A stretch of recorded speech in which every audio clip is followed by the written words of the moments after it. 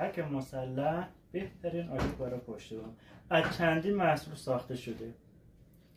توری تقویت کننده از جنس الیاف شیشه و رزین پروپاراپین. پرایمر که باعث افزایش چسبندگی میشه.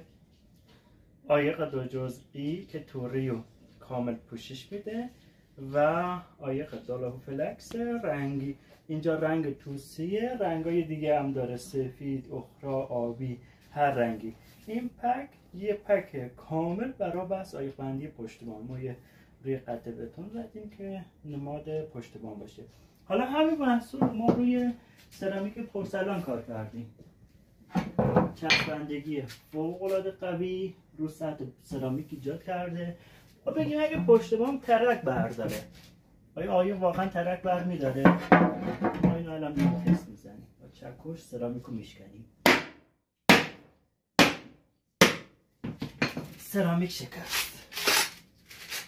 کشسانی آیق اینجا کاربرد داره. سرامیک شکست. ولی آیق اومده سرامیک حفظ کرده. تو بحث پشت بام هم همینه. پشت بام ترک بر میداره. آیق باید طوری طراحی بشه که در برابر ترک مقاومت ایجاد کنه.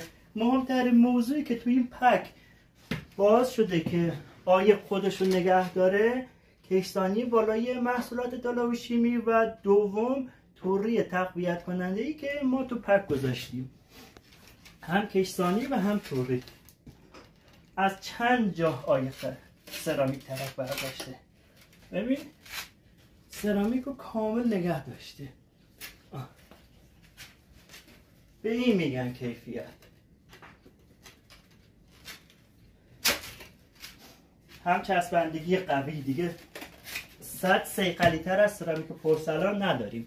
هم چسبندگی قوی رو سطح سرامیک ایجاد کرده و هم وقتی که سطح ترک برداره آیق چون مسلحه خودش رو نگه داشته.